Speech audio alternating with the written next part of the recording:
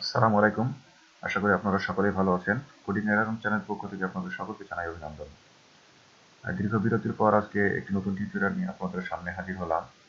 আমি মূলত বিভিন্ন ধরনের tips and tricks related video share করে থাকি।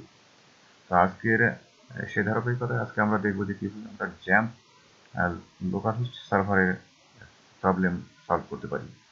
তো আপনারা দেখতে পাচ্ছেন এখানে একটা ওয়ার্নিং দিতেছে ইরর, অর্থাৎ MySQL শাটডাউন আনএক্সপেক্টেডলি।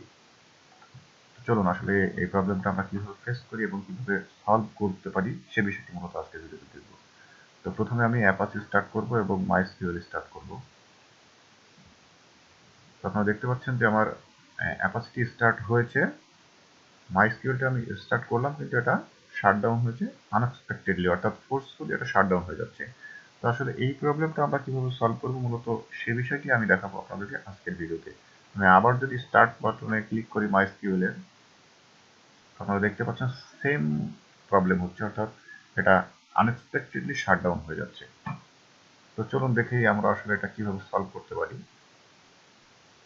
তো এটা সলভ করার জন্য আমি প্রথমে যেখানে যাব এখান থেকে আমি আমাদের জ্যাম্প সার্ভারে আমি আছি এখন, আপনারা দেখতে পাচ্ছেন সি ড্রাইভের মধ্যে জ্যাম্প সার্ভারে, এবং জ্যাম্প থেকে আমি যেটাতে যাব সেটা হচ্ছে MySQL এ যাব, MySQL থেকে ডাটা। তো এই ফোল্ডারের মধ্যে আমি মূলত কাজ করব আমাদের এই ইস্যুটি সলভ করার জন্য। তো যেহেতু আমি ডাটা ফোল্ডারে কাজ করব, কোনো প্রবলেম হলে যেন আমি এটা রিকভারি করতে পারি সেজন্য আমি এই ফোল্ডারটিকে একটা কপি করে নেব।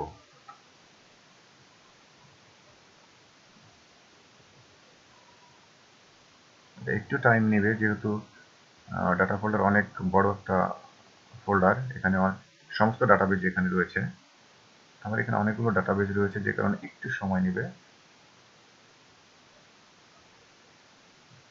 এটা অর্ধেকের বেশি হয়ে গেছে, আর একটু সময় নেবে, আমরা অপেক্ষা করি ততক্ষণ।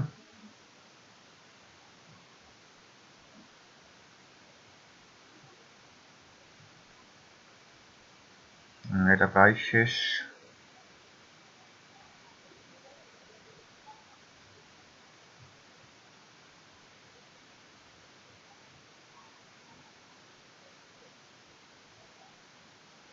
হ্যাঁ, ডাটা ফোল্ডারটা ব্যাকআপ আমি নিয়েছি একটা কপি করে, তো এটাকে আমি রিনেম করে ব্যাকআপ নাম দিলাম, এটা ব্যাকআপ করে নিলাম।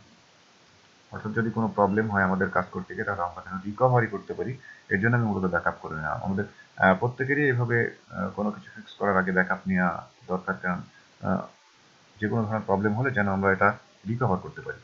তো চলুন আমরা ডাটা ফোল্ডারে যাই, এবং এই ফোল্ডার থেকে আমরা মূলত কিছু ফাইল ডিলিট করব যেগুলো আমাদের সমস্যা হচ্ছে আর কি। তো এখান থেকে আমরা MySQLটা কন্ট্রোল ধরে স্কিমা, পিএসপি মাইঅ্যাডমিন অ্যান্ড টেস্ট, এই চারটা ফোল্ডার আমরা ডিলিট করে দেব।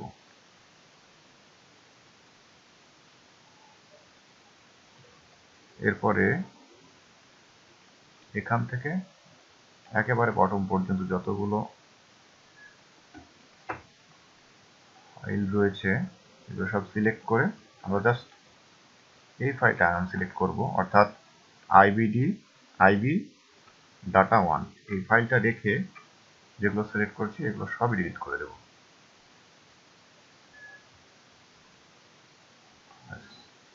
এবার আমরা MySQL-এ যাব এবং ব্যাকআপে যাব। ব্যাকআপে যতগুলো ফাইল আছে সবগুলো কন্ট্রোল এল অল সিলেক্ট করব এবং আইবি টিএমপিএ, না সরি এটা না, এখানে আইবি ডাটা 1 এই ফাইলটা আনসিলেক্ট করে বাদবাকিগুলো সব কন্ট্রোল সি দিয়ে কপি করে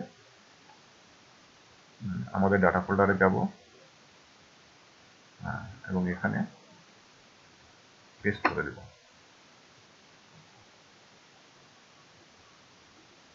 আর এখানে যেহেতু আমাদের ব্যাকআপ ফোল্ডার রয়েছে, যখন আমাদের এবার এখানে গিয়ে আমরা টেস্ট করে দেখব। অ্যাপাচি স্টার্ট হয়েছে এবং MySQL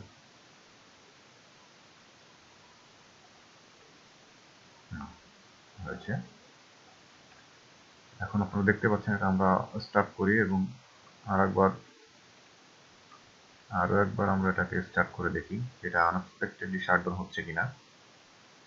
না, এটা শাটডাউন হচ্ছে না এবং আমাদের যে প্রবলেমটি ছিল আনএক্সপেক্টেডলি শাটডাউন MySQL সেটা সলভ হয়েছে। তো চলুন আমরা আরো একবার দেখি যে আসলে আমি কি করলাম এখানে। আমি মূলত যেটা করলাম XAMPP ফোল্ডারের মধ্যে গিয়ে এখানে MySQLটা সিলেক্ট করলাম, MySQL থেকে ডাটা ফোল্ডারটা ব্যাকআপ নিলাম এবং ডাটা ফোল্ডার থেকে MySQL performance PSME MyAdmin test এই 4টা ফোল্ডার ডিলিট করলাম এবং সেকেন্ড পেজে যেটা করলাম আমরা IB ডাটা 1 রেখে বাদবাকি যে ফাইলগুলো ছিল নিচে সবগুলো ডিলিট করলাম এবং